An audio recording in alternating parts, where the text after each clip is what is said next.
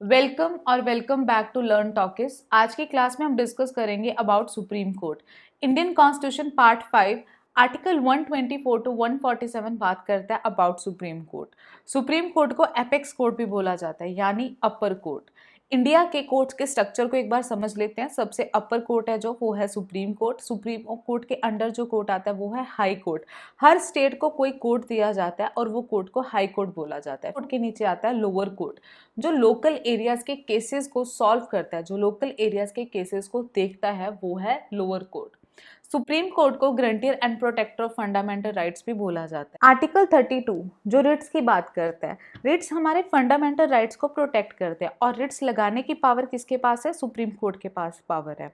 अगर गवर्नमेंट कोई ऐसी लॉ या पॉलिसी लेके आती है जो हमारे फंडामेंटल राइट्स को वायलेट करती है, तो सुप्रीम कोर्ट अपनी पावर का यूज करके वो लॉज या पॉलिसीज को लागू नहीं होने देती। इसीलिए सुप्रीम कोर्ट को guarantor and protector of the fundamental rights बोला जाता है।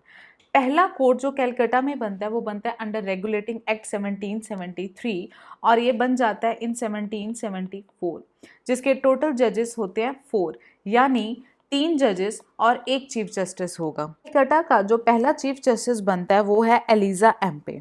क्या नाम है उसका? एलिजा एम्पे। उसके बाद कोर्ट बनता है federal court of India under government of Indian act 1935। Government of Indian act 1935 के तहत हमारा जो पहला कोर्ट बनता है फेडरल कोर्ट ऑफ इंडिया, वो इनोग्रेट हुआ था ऑन 1 अक्टूबर 1937 और ये 12 साल के लिए रहता है। 12 साल के बाद इंडिया को इंडिपेंडेंस मिल जाती है और अपनी एक डेमोक्रेटिक कोर्ट बनाते हैं और वो कोर्ट बनती है ऑन 28 जनवरी 1950। जो कोर्ट हमारी डेमोक्रेटिक के बाद बनती है ऑन 28 जनवरी 1950, उसमें टोटल 8 जजेस होते हैं, यानी 7 जजेस होंगे और 1 चीफ जस्टिस होगा। उसके बाद हमारे जजेस के नंबर्स को इंक्रीज किया जाता है। फ्रॉम 1986 टू 2009 26 जजेस हो जाते हैं, यानी 25 जजेस और 1 चीफ जस्टिस। फिर उसके बाद हमारे जजेस के नंबर्स को और इंक्रीज किया जाता है 2009 टू 2016, जिसमें 31 जजेस होते हैं, यानी 30 जजेस एंड 1 चीफ जस्टिस।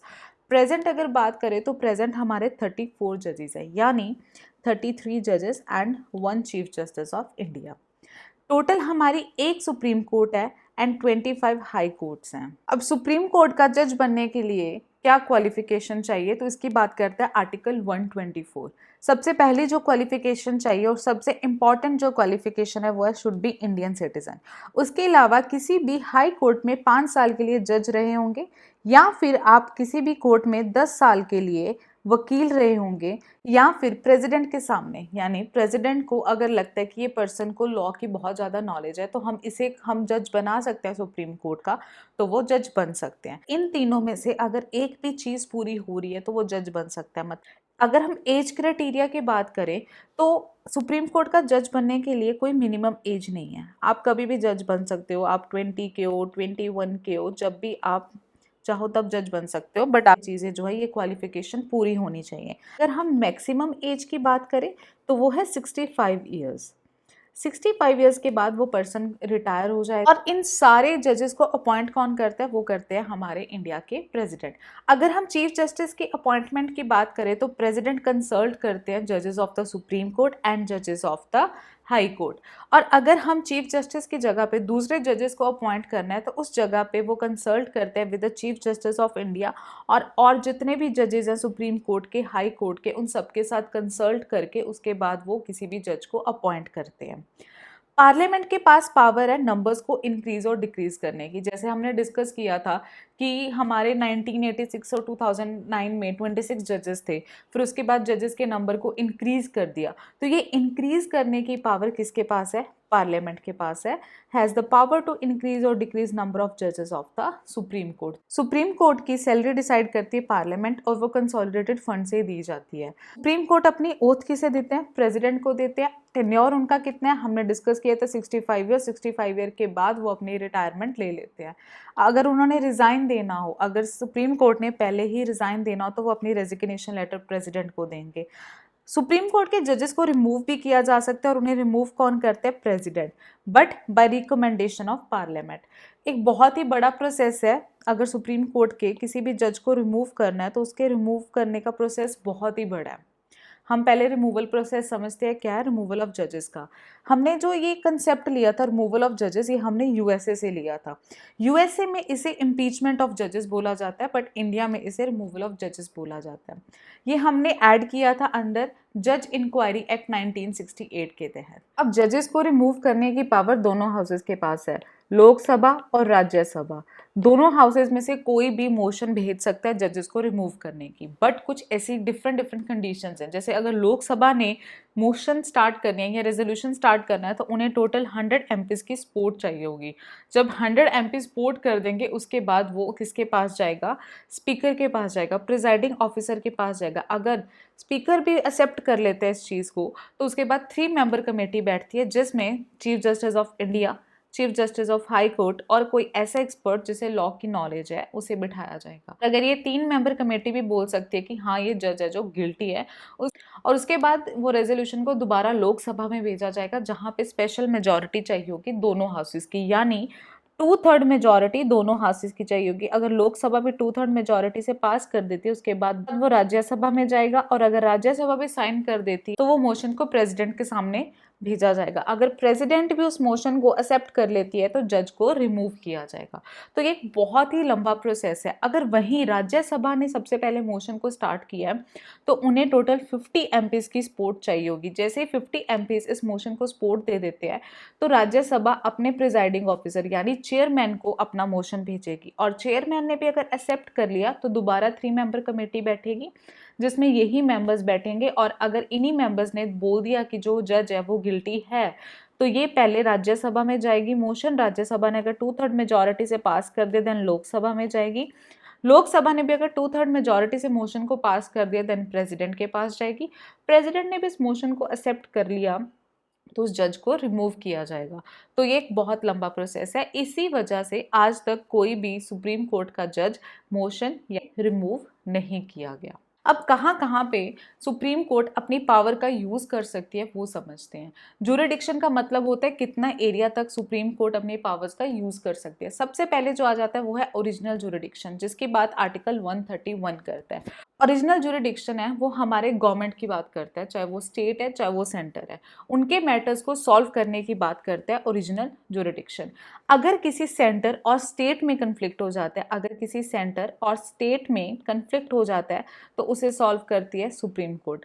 अगर एक साइड सेंटर है और स्टेट है और दूसरी साइड कोई और स्टेट है, अगर इनमें कन्फ्लिक्ट हो जाता है उसे भी ओरिजिनल जुरिडिक्शन से सुप्रीम कोर्ट सॉल्व करती है।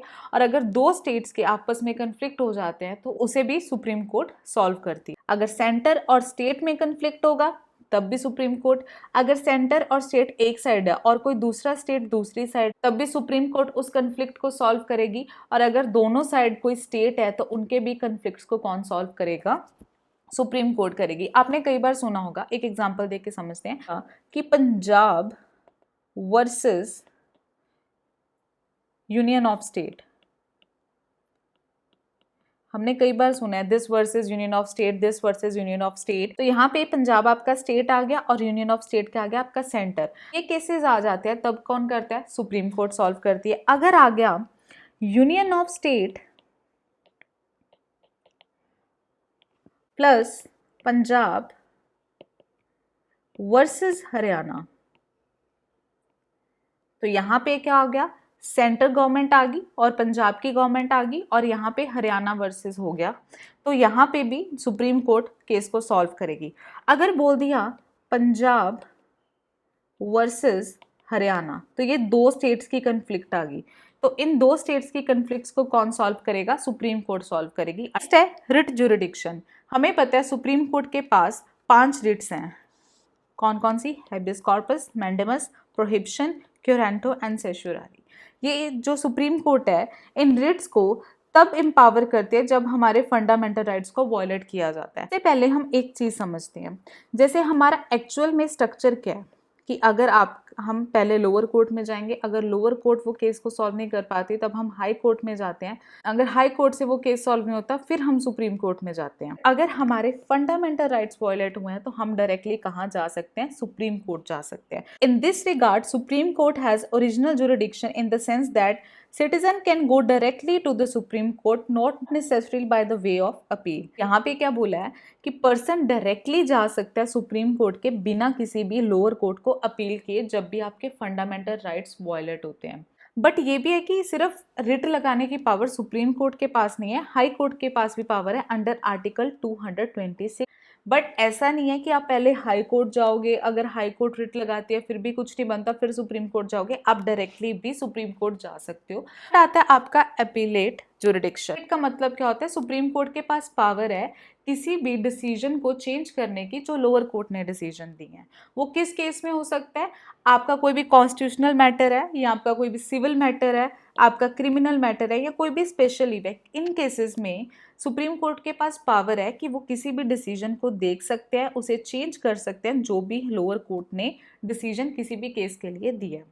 एक एग्जाम्पल लेते हैं कि आपका एक केस है जो हाई कोर्ट में चल रहा है और हाई कोर्ट ने डिसीजन दे दिया उस केस के रिलेटेड, बट आपको वो डिसीजन पसंद नहीं आया, तो आप क्या है सुप्रीम कोर्ट जा सकते हो और सुप्रीम कोर्ट जब वो केस को देखेगा तो जो डिसीजन हाई कोर्ट ने दिया है उस केस को, उस डिसीजन को सुप्रीम कोर्ट क्या कर सकती है, चेंज कर सकती है। ये किसी भी मैटर में हो सकता है, कोई भी कॉन्स्टिट्यूशनल मैटर है, सिविल मैटर्स है। सिविल मैटर्स का मतलब होता है आपके मैरिज के रिलेटेड हो सकता है, डिवोर्स के रिलेटेड हो सकता है, डॉरी के रिलेटेड हो सकता है, तो वो सारे सिविल मैटर्स के रिलेटेड भी सुप्रीम कोर्ट लोअर कोर्ट के डिसीजंस को चेंज कर सकता है। क्रिमिनल मैटर्स, रेप है, मर्डर है, ये सारे केसेस भी आपके जो सुप्रीम कोर्ट है चेंज कर सकते हैं, या फिर कोई भी स्पेशल लीव है। तो इन मैटर्स में सुप्रीम कोर्ट के पास पावर है कि अगर आप लोअर कोर्ट के डिसीजन से सेटिस्फाई नहीं है तो उसको रिव्यू करेंगे डिसीजन को और उसे चेंज कर देंगे। उसके बाद आता है एडवाइजरी जुरिडिक्शन।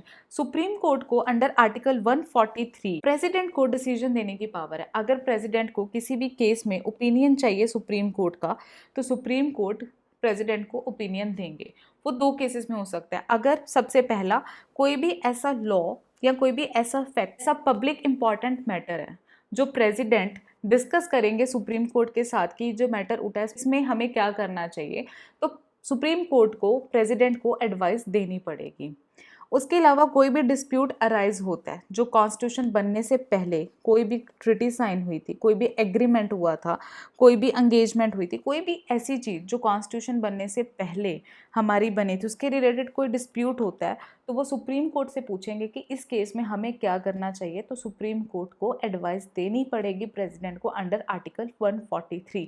देन फिफ्थ आता है court of record. Court of record का मतलब होता है कि जो आपके कोर्ट में केसेस आते हैं उन्हें रिकॉर्ड करना।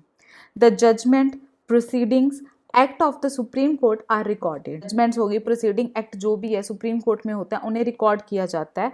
किस लिए किया जाता है, ताकि अगर सेम केस प्रेजेंट में आ जाए तो हमने अगर पास्ट में देखना हो कि हमने क्या जजमेंट्स दी थी सेम केस होने के बाद, तो एज अ मेमोरी उन्हें चेक किया जाता है।